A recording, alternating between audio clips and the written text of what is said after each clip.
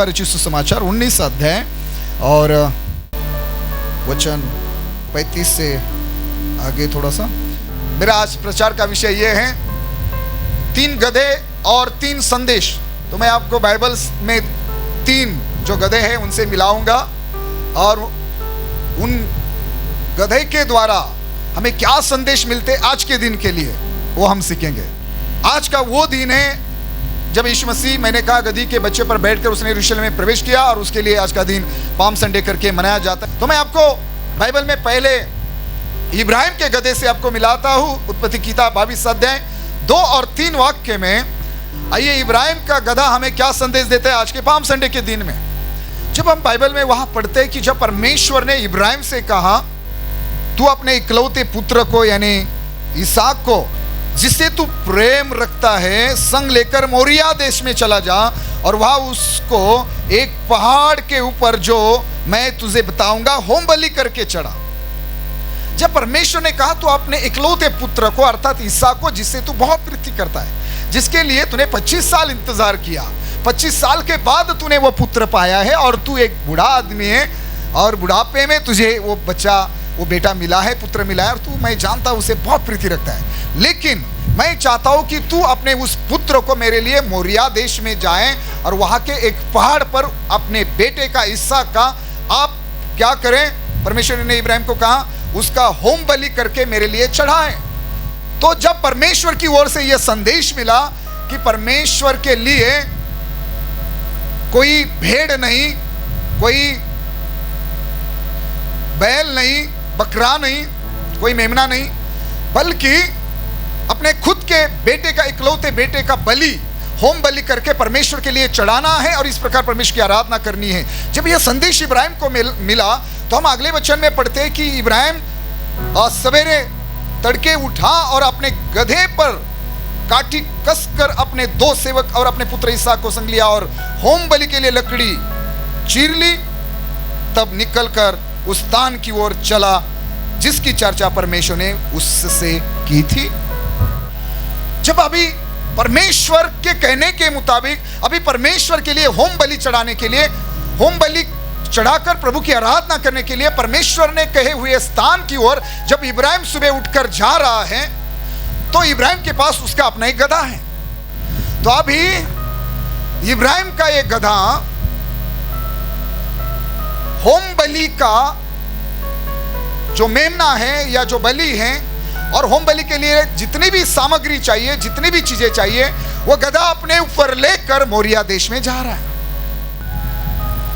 और इब्राहिम उस देश में आ जाता है और हम जानते हैं कि फिर वो सारी लकड़ियां, वो छुरा और अपना पुत्र वो सब लेकर इब्राहिम उस स्थान पर पहुंच जाता है। सुनो, और हम जानते हैं कि वो जो इसहाक है, इब्राहिम विश्वासियों का पिता है और इब्राहिम का पुत्र कौन है? इसहाक। तो परमेश्वर इब्राहिम से जो कुछ करवा रहा था, यह भविष्य में होने वाली जो घटना थी उसका एक चिन्ह था, एक संकेत था।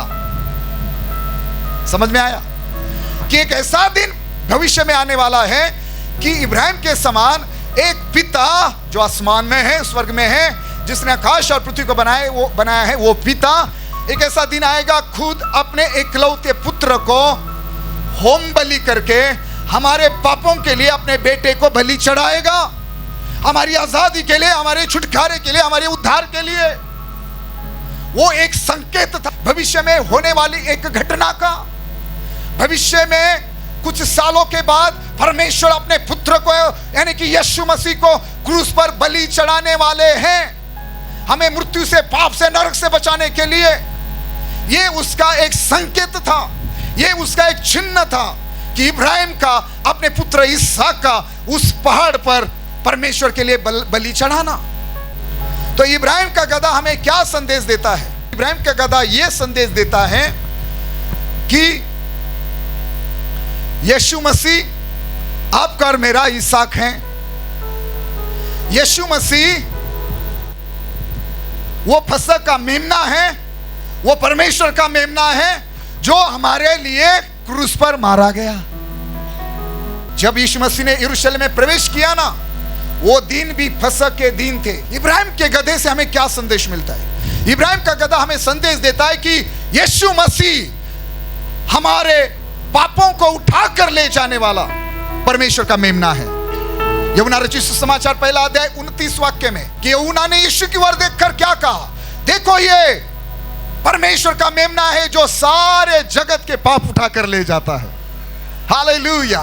तो आज गधे के द्वारा पहला संदेश है आपके लिए और मेरे लिए कि यीशु मसीह हमारा इसहाक है, वो हमारे पापों के लिए वो एक मेमना है, बलि है। यीशु मसीह परमेश्वर का मेमना है। तो पहले गधे से हम मिले इब्राहिम का गधा जो हमें सिखाता है कि देखो मैं तुम्हारे लिए परमेश्वर के लिए जो होम बलि चढ़ाया जाने वाला उसका मेमना है, उसका पुत्र है, वो लेकर मैं तुम्हारे पास आ रहा हूं। सुनो, तो जैसे आज यीशु मसीह ने गधे पर बैठकर यरूशलेम में प्रवेश किया, तो उस गधे के द्वारा कुछ हम संदेश पाने की कोशिश कर रहे हैं यीशु मसीह के विषय में। तो मैंने इब्राहिम के गधे से मिलाया और इब्राहिम का गधा कह रहा है कि यीशु मसीह परमेश्वर का मेमना है जो हमारे लिए एक पाप बलि बनकर क्रूस पर चढ़ाया गया। यीशु मसीह हमारे पापों को उठाकर ले जाने वाला मेमना बना, फसह का मेमना बना। चलो मैं मूसा के गधे से आपको मिलाता हूं निर्गमन 4 अध्याय के 20 वाक्य में। तो वहां लिखा है कि मूसा ने अपने गधे पर सारी अपनी सामग्री रखी और मूसा कहां निकला? मूसा अपनी पत्नी और बेटों को गधे पर चढ़ाकर मिस्र देश की ओर परमेश्वर की उस लाठी को हाथ में लिए हुए लौटा। चलो मूसा के गधे से मिलते हैं। जब परमेश्वर ने मूसा से बात करी उस छोटी झाड़ी में अग्नि के बीच में उतर कर परमेश्वर ने मूसा से बात करी। निर्गमन की 3 अध्याय में पढ़ते, परमेश्वर ने जब मूसा से बात की तो क्या कहा परमेश्वर ने मूसा से बात करते हुए कहा कि मूसा, मैंने अपनी प्रजा की लोग जो मिस्र में हैं उनके दुखों को नीचे देखा है, वचन 7:3 अध्याय का, और उनकी चिल्लाहट परिश्रम करने वालों के कारण होती है, उसको भी मैंने सुना है और उनकी पीड़ा पर मैंने चित्त लगाया है। इसलिए मैं अब उतर आया हूं कि मैं क्या करूं? मिस्रियों के वश से छुड़ाऊं और उस देश में निकालकर एक अच्छे और बड़े देश में जिसमें दूध और मधु की धाराएं बहती है, अर्थात कनानी, हित्ती, अमोरी, परिजी, हिब्बी और यबूसी लोगों के स्थान में पहुंचाओ। क्यों मैं उतर आया हूं? परमेश्वर ने मूसा से कहा, मैंने मेरे लोगों के रोने को, चिल्लाहट को देखा है, उनका सताया जाना, उनकी चिल्लाहट, उनकी पीड़ा, उनका दुख मैंने मेरी आंखों से देखा है। कैसे मिस्री लोग उनको सताते हैं ये मैंने देखा है। और मूसा, मैं उन लोगों को छुड़ाने के लिए इस छोटी झाड़ी में उतरा हूं। और मूसा को परमेश्वर ने कहा, मैं तेरे द्वारा मेरे लोगों को मिस्र से बाहर निकालना चाहता हूं। मूसा तैयार नहीं था, लेकिन परमेश्वर ने मूसा को समझाया, तैयार किया। और इस प्रकार मूसा को कैसे भी तैयार करके परमेश्वर ने मूसा को मिस्र जाने के लिए तैयार किया। तो अभी मूसा मिस्र जा रहा है, गधे पर बैठकर मिस्र जा रहा है। किस लिए? परमेश्वर के लोगों को 430 साल की फिरौन की गुलामी से, मिस्रियों की गुलामी से आजाद करने के लिए। समझ में आया यहां तक? तो अभी मूसा का गधा क्या संदेश दे रहा है कि मूसा एक इस्राएलियों का, इब्री लोगों का मुक्तिदाता है, छुड़ाने वाला है फिरौन और सारी मिस्री लोगों की गुलामी से। हम यहां मिलते हैं मूसा के गधे से। मूसा कौन है? मूसा भी यीशु मसीह का प्रतीक है। मूसा का गधा हमें क्या सिखाता है? उससे हमें क्या संदेश मिलता है कि एक दिन ऐसा ही एक मुक्तिदाता, ऐसा ही एक छुड़ाने वाला फिरौन की गुलामी से, मिस्रियों की गुलामी से, मतलब संसार की गुलामी से, पाप की गुलामी से, मृत्यु की गुलामी से, पाप से, शाप से, नशा से, हमारे दुख से, पीड़ा से, गरीबी से, शापों से छुड़ाने के लिए एक छुड़ाने वाला तुम्हारे पास आएगा। जिस प्रकार मैं मूसा को लेकर जा रहा हूं, वो एक संकेत था भविष्य होने वाली घटना के विषय में, कि जिस प्रकार मूसा 430 साल की गुलामी से परमेश्वर के लोगों को छुड़ाने के लिए मिस्र में गया, वो घटना, इब्राहिम की वो घटना आज के दिन से मेल खाती है। और इब्राहिम का गधा, मूसा का गधा, जो इब्राहिम के पास गधा था या मूसा के पास गधा था, और फिर यीशु का गधा जिस पर बैठकर यीशु यरूशलेम में आए आज के दिन, जिसको हम पाम संडे मना रहे हैं। ये तीन गधे हमें क्या संदेश देते हैं यीशु के विषय में? पहला संदेश इब्राहिम के गधे के द्वारा, यीशु मसीह परमेश्वर का मेमना है जो हमारे पापों के लिए क्रूस पर बलिदान हुआ है। मूसा का गधा हमें क्या संदेश देता है? बाइबल में मूसा हमारा यीशु मसीह है। तो मूसा का गधा हमें क्या संदेश देता है? कि यीशु मसीह हमारा मुक्तिदाता है, हमारा छुड़ाने वाला है, हमारा उद्धार करता है। फिरौन यानी कि शैतान, मिस्रियों की गुलामी यानी कि पाप की गुलामी, मृत्यु, बीमारी, गरीबी की गुलामी, हम जो पाप के बंधन में थे, जो हम नशा, शाप, जिस दुख में, पीड़ा में थे, उसमें से मूसा का गधा संदेश देता है कि यीशु मसीह उन तुम्हारे सारे सालों साल की दुख और पीड़ा से, स्पेशली पाप से, मृत्यु से, नरक से छुड़ाने वाला कौन है? यीशु मसीह। मूसा का गधा कह रहा है, मैं मूसा को मिस्र में लेकर गया ताकि 430 साल के फिरौन और मिस्रियों की गुलामी से परमेश्वर के लोग आजाद हो सके। हम आखिरी में आते हैं यीशु के गधे के पास, जिस पर यीशु सवार हुए आज के दिन, और उस गधे पर यीशु मसीह बैठे और यीशु मसीह बड़े जय जयकार के साथ यीशु मसीह ने उस गधे पर बैठकर यरूशलेम में प्रवेश किया। लोग जय जयकार कर रहे थे। जकरिया 9:9 की भविष्यवाणी आज पूरी हुई। तो अब एक बात करते हैं यीशु मसीह के गधे की। गधा ये बोझ ढोने वाला यानी कि बोझ उठाने वाला एक जानवर है। ये यीशु का गधा हमें क्या संदेश देता है? चर्च, यीशु मसीह इस गधे पर बैठकर यरूशलेम में प्रवेश करते हैं आज के दिन, जिसको हम पाम संडे मना रहे। मैंने कहा, मैं फिर से दोहराता हूं, इब्राहिम के गधे ने हमें यह संदेश दिया कि यीशु मसीह आपके पापों का बलि है, मेमना है यीशु मसीह। मूसा के गधे ने हमें यह संदेश दिया है कि सालों साल की पाप की गुलामी से, शैतान की, मृत्यु के, नरक की, अधोलोक की गुलामी से छुड़ाने वाला कौन है? हमारा यीशु मसीह। यीशु मसीह हमारा छुड़ाने वाला है, मुक्तिदाता है। चलो, जिस गधे पर आज के दिन यीशु मसीह बैठे, वो हमें क्या संदेश दे रहा है? तो मैंने कहा, गधा एक बोझ उठाने वाला, परिश्रम करने वाला, मेहनत करने वाला जानवर है। तो अभी ये गधा यीशु को उठाकर यरूशलेम में ले जा रहा है। चर्च, ये एक संकेत है, ये एक संदेश है। जो जानवर बोझ उठाता है, लेकिन अभी उसके ऊपर यीशु मसीह बैठकर यरूशलेम में प्रवेश कर रहे हैं। तो संदेश ये है कि वो गधा कह रहा है, जिस प्रकार मैंने यीशु मसीह को अपने ऊपर बिठाकर सवार करके मैं यीशु को यरूशलेम में ले आया, वो गधा कह रहा है कि यीशु मसीह तुम्हारा बोझ उठाने वाला है। जो दुख का, पाप का, नशा का, अलग अलग प्रकार की गरीबी का, जो भी पापों का बोझ उठाकर तुम लेकर घूम रहे हो, वो गधा कह रहा है वो सारा बोझ अभी हटा दो, वो साइड में रख दो और मेरी तरह बोझ उठाने वाले को अपने ऊपर सवार होने दो। यानी कि यीशु मसीह को ग्रहण करो, वो तुम्हारा बोझ उठाने वाला है। हालेलुया। सुनो, पाप का बोझ, बीमारी का बोझ, बाइबल में लिखा है, यशायाह ने भविष्यवाणी की थी 700 साल पहले। यशायाह की किताब अध्याय 53 4 और 5 में।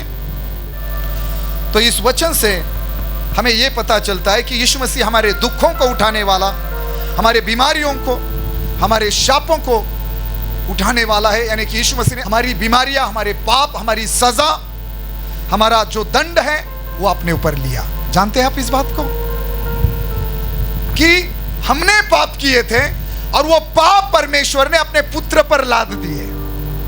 पाप हमने किए थे और पापों की सजा हमें मिलने वाली थी, लेकिन वो सजा परमेश्वर ने अपने पुत्र को दी। हम क्रूस पर चढ़ाए जाने वाले थे, पाप के कारण हम मारे जाने वाले थे, लेकिन हमें परमेश्वर ने आजाद किया और हमारी जगह उसने अपने पुत्र को हमारे पापों के लिए बलि चढ़ाया। तो सुनो संदेश क्या है। यीशु जिस गधे पर बैठे और यरूशलेम में यीशु मसीह ने प्रवेश किया आज के दिन, वो गधा क्या कह रहा है? वो कह रहा है, ये संदेश दे रहा है कि यीशु मसीह आपका और मेरा बोझ उठाने वाला है। किस प्रकार का बोझ? पापों का, बीमारियों का, दुख, तकलीफ, पीड़ा, शाप, सारी चीजों का बोझ उठाने वाला। पतरस ने अपनी पत्री में कहा कि अपनी सारी चिंता उस पर डालो। तो हमें हमारा बोझ है ना, यीशु पर डालना है आज। वो हमारा बोझ उठाने वाला है। यीशु ने हमारा सारा बोझ उठा लिया। वो गधा क्या कह रहा है जिस पर यीशु मसीह बैठे? यीशु मसीह के उस गधे ने हमें संदेश दिया आज के दिन कि यीशु मसीह तुम्हारा बोझ उठाने वाला है। यीशु मसीह ने आपके बीमारियों का, आपके पापों का, दुखों का, सारे शापों का, हमारी बीमारियां, हमारा दुख, हमारी पीड़ाएं, हमारी चिंता, फिक्रे, ये सारा बोझ उठाने के लिए यीशु का गधा कह रहा है, उस बोझ उठाने वाले को मैं अपने ऊपर बिठाकर उसको मैं यरूशलेम में आज लेके आया। वो दिन पाम संडे है। क्या कह रहा है यीशु मसीह का गधा? कि मैं यरूशलेम में आपके पापों का बोझ उठाने वाले यीशु को लेकर आया हूं। आज का वो दिन है। बोझ उठाने वाला जानवर आपके मेरे पापों का बोझ उठाने वाले यीशु को लेकर आज यरूशलेम में आया। हालेलुया। यीशु आपका मेरा बोझ उठाने वाला है। उसने आप हमारा बोझ उठा लिया, हमारे पाप, हमारी बीमारी अपने ऊपर ली। आपकी सजा, मैंने कहा आपका दंड, मेरा दंड उसने अपने ऊपर लिया। आपकी मेरी जगह वो मारा गया। चर्च, यीशु हमारा बोझ उठाने वाला है। आप अपना बोझ अभी उठाना बंद करो। ये कैसे होगा, वो कैसे होगा, मेरी परिस्थिति कब बदलेगी, ये मेरी बीमारी ठीक कैसे होगी, मेरा ये कर्जा कैसे उतरेगा, मैं इस बंधन से कैसे बाहर आऊं। अभी आपको अपना बोझ उठाकर चलने की जरूरत नहीं। लोग कहते हैं कि आपको क्या बताओ पास्टर, लोग बोलते हैं कि आपको क्या बताओ भाई बहन, कितना बोझ है मेरे ऊपर, कितनी जिम्मेदारियां है मेरे ऊपर। लोग थक गए अपने परिवार का, अपने बच्चों का बोझ उठाकर ले चलते चलते। सच है ये, लोग थक गए अपना बोझ उठाकर। बीमारियां है, पाप है, कर्जा है, कई सारी जिम्मेदारियां। मैंने कहा लोग थक गए अपनी जिम्मेदारी, वो अपना बोझ उठाकर चल कर अपना बोझ उठाना बंद कर दो। जिस गधे पर यीशु मसीह बैठकर यरूशलेम में आए, वो गधा कह रहा है आनंदित हो जाओ हे सिय्योन, आनंदित हो जाओ, मगन हो जाओ। तेरा बोझ उठाने वाला तेरे पास आ रहा है। तेरे दुखों को खुशी में बदलने वाला तेरे पास आ रहा है। मैं उसको लेकर आ रहा हूं, वो गधा कह रहा है। वो हमें सारे बीमारियों से, पापों से, शापों से छुड़ाने वाला, मृत्यु से, नरक से, अधोलोक से छुड़ाने वाला है। अभी हम पाप के, शैतान के, मृत्यु के गुलाम नहीं हैं। जो लोग मिस्र में गुलाम थे 430 साल, वो तो सिर्फ 430 साल गुलामी में थे। हम तो हजारों साल, हम सारे मनुष्य पाप के गुलाम थे। अधोलोक, मृत्यु, शैतान, इनके हम गुलाम थे, इनके बंधन में हम थे। लेकिन यीशु मसीह आज यरूशलेम में उस गधे पर बैठकर प्रवेश करता है, हमें उस पाप, मृत्यु, नरक, अधोलोक की बोझ से छुड़ाने के लिए, बचाने के लिए। चर्च, तो मैंने कहा कि वो गधा कह रहा है कि देखो मैंने जैसे किया वैसे आप करो। आप अपना बोझ मत उठाओ, आप सिर्फ बोझ उठाने वाले को ग्रहण करो। यीशु को अपना उद्धार करता, अपना बोझ उठाने वाला, परमेश्वर का मेमना, मुक्तिदाता करके ग्रहण करो। आज से तुम अपना बोझ नहीं उठाओगे, वो तुम्हारा बोझ उठाएगा। हालेलुया। यीशु हमारा बोझ उठाने वाला है। और वो गधा कह रहा है कि उसको अपने ऊपर सवार होने दो, उसके लिए अपने आप को तैयार करो।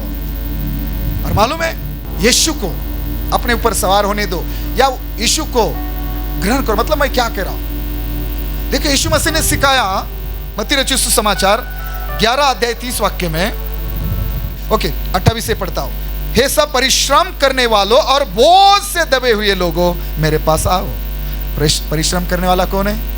बोझ उठाने वाला कौन है? बस बोझ से दबा हुआ कौन है? गधा। हाँ, ठीक है ना। तो अभी संदेश क्या है सुनो। यीशु मसीह कह रहा है तू मेरे पास आओ, मैं तुम्हें विश्राम दूंगा।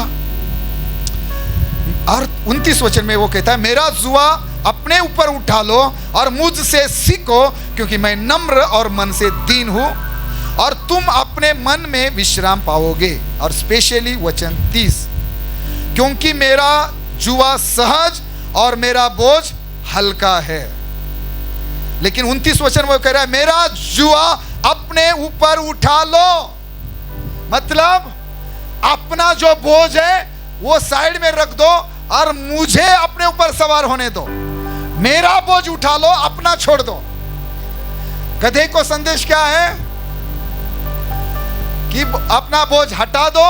तुमने जीवन भर बोझ उठाया, परिश्रम किए, लेकिन कोई विश्राम नहीं, कोई शांति, आनंद, चंगाई नहीं। वो गधा कह रहा है, जिस पर यीशु मसीह सवार होकर आज के दिन यरूशलेम में प्रवेश करते हैं, वो गधा कह रहा है कि जिस प्रकार मैंने किया, आज समय तुम्हारा है, यीशु को अपने ऊपर सवार होने दो। बोझ उठाना बंद कर दो, अभी बोझ उठाने वाले को उठाओ। और यीशु मसीह कह रहा है, मेरा जुआ अपने ऊपर उठा लो। जुआ अंग्रेजी में योक शब्द कुछ ऐसा है, तो उसका मतलब होता है बैल के गर्दन पर। अगर दो बैल हैं तो यहां से दूसरे बैल के गर्दन पर जो लकड़ी रखी जाती है ना, विशेष प्रकार से उसे बनाकर, उसको जुआ बोलते हैं। तो यीशु मसीह कह रहा है, मेरा जुआ अपने ऊपर उठा लो, अपना बोझ साइड में रखो, मेरा जुआ अपने ऊपर उठा लो और मैं तुम्हें विश्राम दूंगा, तुम विश्राम पाओगे। अपना बोझ मत उठाओ, यीशु का जुआ उठा लो और यीशु तुम्हें क्या करेगा? आनंद, चंगाई, छुटकारा, उद्धार, यानी कि विश्राम देगा। तो यीशु का जुआ उठाना मतलब क्या? और वो कह रहा है, मेरा जुआ हल्का है, वो भारी नहीं है। मतलब क्या? यीशु का जुआ उठाना मतलब क्या? यीशु ने दी हुई जो शिक्षाएं हैं, जो उसने हमें पढ़ाया है, सिखाया है, उसके वचन, उसके विधि, उसके नियम, उस पर चलना, उसके वचनों पर चलना, उसके विधियों को, नियमों को, उसके आज्ञाओं को, वचनों को मानना। और वो जुआ हल्का है मतलब उसकी बातें मानना इतनी कठिन नहीं है, आसान है। और हम परमेश्वर के विधि नियम को, यीशु के वचनों को मानेंगे, उस पर चलेंगे तो हम जीवन पाएंगे, हम आनंद, शांति, यानी कि विश्राम पाएंगे। ये यीशु आपसे मुझसे कह रहा है। वो कह रहा है, मेरा जुआ हल्का है। आज निर्णय ले लो कि मैं यीशु के वचन पर चलूंगा, उसके विधि नियमों पर चलूंगा, मैं यीशु को अपना उद्धारकर्ता करके ग्रहण करूंगा। और मैं यीशु के नाम से आपसे कह रहा हूं कि आप विश्राम पाएंगे, आप चंगाई पाएंगे, आप छुटकारा पाएंगे। यीशु आपको सालों साल की बीमारी से, पाप से, बोझ से आपको विश्राम देगा, आजाद करेगा, वो आपको छुड़ाएगा। हालेलुया। तो जिस गधे पर बैठकर यीशु मसीह ने यरूशलेम में प्रवेश किया, उस गधे से हम क्या सीख पाते हैं? वो हमें क्या संदेश दे रहा है कि यीशु मसीह हमारा क्या है? बोझ उठाने वाला, हमें विश्राम देने वाला, हमें शांति देने वाला, हमें चंगाई, छुटकारा देने वाला, हमें जीवन देने वाला परमेश्वर का पुत्र है।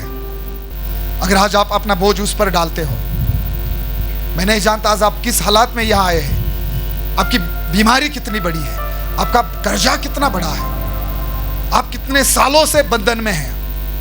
मेरा विश्वास है आज वो बोझ को उठाने वाला यीशु यहाँ है।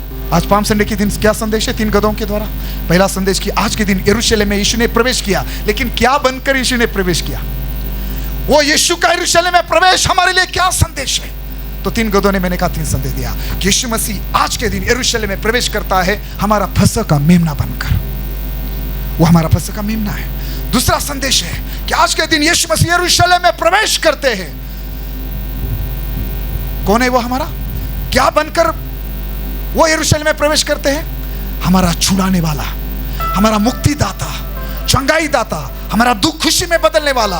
और सबसे बड़ी बात, हमें मिस्र से निकालकर वाचा के देश में दूध और मधु की धाराएं जा बहती है, ऐसे देश में लेकर जाने वाला, यानी कि स्वर्ग में लेकर जाने वाला, अनंत जीवन देने वाला परमेश्वर के द्वारा भेजा गया उसका पुत्र, उसका नबी, मुक्तिदाता बनकर यीशु आज के दिन यरूशलेम में आता है। यीशु मसीह ने आज यरूशलेम में प्रवेश किया किस लिए?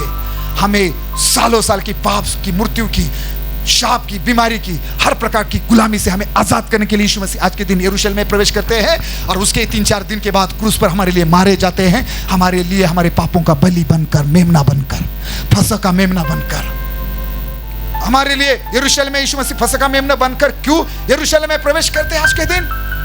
जिस प्रकार मूसा गया था मिस्र से लोगों को आजाद कर 430 साल की गुलामी से निकालकर कहां लेकर जाने के लिए? दूध और मधु की नदियां जहां बहती है, जो देश परमेश्वर ने अपने लोगों के लिए खुद का देश तैयार किया है, ऐसे देश में लेकर जाने के लिए यीशु मसीह आज के दिन यरूशलेम में हमारा मुक्तिदाता, छुड़ाने वाला बनकर आज के दिन यरूशलेम में आया। किस लिए? कि हमें पापों से, शापों से, नरक से, मृत्यु से, अधोलोक से छुड़ाकर कहां लेकर जाए?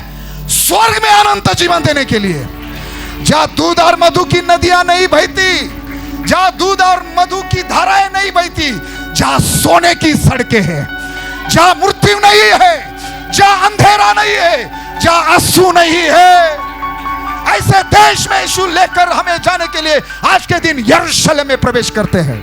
वाचा का देश, हमारा देश कनान नहीं है, हमारा देश स्वर्ग है और वहां के हम नागरिक हैं और वहां हमें लेकर जाने के लिए, लेकिन वो वहां हमें लेकर जाए उसके पहले हमारी आजादी जरूरी थी। कहां से, किस प्रकार की चीजों से आजादी? पाप से, शाप से। हम शैतान के गुलाम थे, पाप के गुलाम थे, मृत्यु के बंधन में थे, ठीक है ना? इसलिए यीशु मसीह ने कहा प्रकाशित वाक्य 1:18 में कि देखो मैं मर गया था लेकिन मैं अभी जीव उठा हूं और मृत्यु और अधोलोक की कुंजियां यीशु ने कहा अभी देखो मेरे पास है। हालेलुया। तो यीशु मसीह आज के दिन यरूशलेम में प्रवेश करते हैं, हमें मृत्यु से, पाप से, नरक से आजाद करके वाचा के देश में यानी कि स्वर्ग में ले जाने के लिए। हालेलुया। तीसरा संदेश क्या है? यीशु जिस गधे पर सवार होकर यरूशलेम में प्रवेश करते कि वो हमारा बोझ उठा करने वाला। केवल एक दिन उसने हमारे लिए बोझ उठाया 2024 साल पहले, ऐसा नहीं, वो आज भी हमारे बोझ को उठाता है। वो आज भी हमारी समस्या, हमारा दुख लेकर आज भी पिता के सामने जाता है। आज भी बाइबल में लिखा है कि वो स्वर्ग में पिता की दाहिनी तरफ बैठकर हमारे लिए मध्यस्थी, वो हमारा बिचवई है, वो आज भी हमारे लिए प्रार्थना दुआ करता है। तो मैं आज क्या कहना चाहता हूं? आज के पाम संडे के दिन यीशु मसीह को अपना मेमना, अपने पापों का बलि यानी कि अपना उद्धारकर्ता, मुक्तिदाता, छुड़ाने वाला, पापों की क्षमा देने वाला, अपने दुख को खुशी में बदलने वाला और अनंत जीवन देने वाला प्रभु परमेश्वर का मेमना और एक मुक्तिदाता करके यीशु को ग्रहण कीजिए। यीशु को अपना हृदय दीजिए। यीशु को कहिए कि तू मेरे पापों के लिए क्रूस पर बलिदान हुआ परमेश्वर का मेमना है। यीशु मसीह को आज कहिए तू मेरे लिए आज के दिन यरूशलेम में आया, वो तू मेरा फसह का मेमना है, तू मेरा मुक्तिदाता है, तू मेरा छुड़ाने वाला है। मैं पाप में था, मैं बीमारी में था, मैं नशा में था, मैं नरक जाने वाला था, मेरा नाश होने वाला था, लेकिन यीशु तू मेरे लिए आया, तूने स्वर्ग छोड़ा। तू धनवान था लेकिन कंगाल बना ताकि मैं धनवान बने। मैं पापी था लेकिन तू पापी गिना गया ताकि मैं धर्मी गिना जाऊं। चर्च, फिर से एक बार मैं वापस दोहरा रहा हूं, अपना बोझ आप मत उठाओ। यीशु को अपना उद्धार करता बनाइए। यीशु को अपना पाप क्षमा करने वाला, उद्धार देने वाला, छंगाई देने वाला, मृत्यु से, नरक से छुड़ाने वाला, अनंत जीवन देने वाला प्रभु करके ग्रहण कीजिए। मैं वादा करता हूं जब आप यीशु को ग्रहण करेंगे आपका नाश कभी नहीं होगा। वो आपका उद्धार करता है।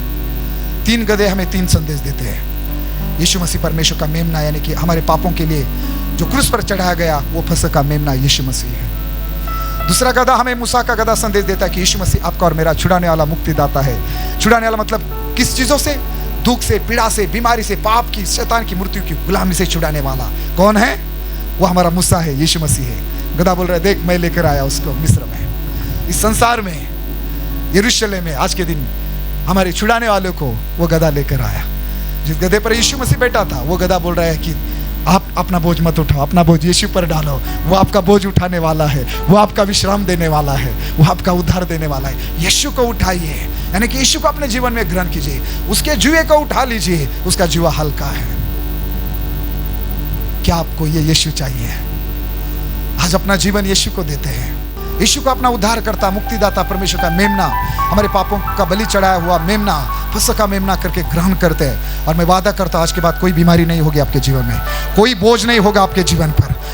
आप विश्राम का अनुभव करेंगे अपने हृदय में, मन में और परिवारों में। यह परमेश्वर के दास का शब्द है, यह भविष्यवाणी आपके लिए। आज आपका बोझ खत्म होने जा रहा है। जो बोझ लेकर आप चल रहे हैं आज वो बोझ आज के बाद आपके ऊपर नहीं होगा, उसको यीशु उठाएगा। अपनी सारी चिंता फिक्र यीशु पर डाल दो, अपना सारा दुख यीशु पर डाल दो। यूहन्ना 16:20 कहता है वो आपका दुख खुशी में बदल देगा। हालेलुया। वो आपकी सारी चिंता मिटाएगा। पतरस कहता है वो आपके सारे आंसुओं को पोंछ देगा। आज आपकी जितनी भी बीमारियां है यीशु पर डाल दो, क्योंकि आपकी चंगाई के लिए उसने कोड़े खाए हैं। आपके पापों को उसके सामने अंगीकार करो और छोड़ दो। वो आपकी पापों की क्षमा देने वाला, आपके पापों की सजा अपने ऊपर लेने वाला वो परमेश्वर का पुत्र है। वो हमारे पापों का अर्पण यानी कि बलि चढ़ाया जाने वाला बलि एक मेमना है। हालेलुया। आज क्या कितने लोग तैयार है यीशु को यह कहने के लिए कि यीशु तू मेरा प्रभु है, तू मेरा मुक्तिदाता है, तू मेरा पाप क्षमा करने वाला है, तू मुझे इस पाप से, नरक से, मृत्यु से छुड़ाकर स्वर्ग वाचा के देश में, यानी कि जहाँ दूध और मधु की नदियाँ बहती है, धाराएं बहती है, ऐसे देश में, मतलब स्वर्ग में ले जाने वाला तू मेरा प्रभु है, तू मेरा प्रभु है। हालेलुया। तो चर्च आइए हमारा जीवन यीशु को देते हैं और अपना उद्धारकर्ता, अपना प्रभु, अपना मुक्तिदाता, अपना फसह का मेमना करके यीशु को अपने जीवन में ग्रहण करते हैं। और मैं आपको वादा करता हूँ आज के बाद आपके जीवन में कोई दुख नहीं होगा, कोई गुलामी नहीं होगी और कोई बोझ नहीं होगा। कितने लोगों ने वचन सुना वो जोर से आमीन कहे। आमीन। हालेलुया।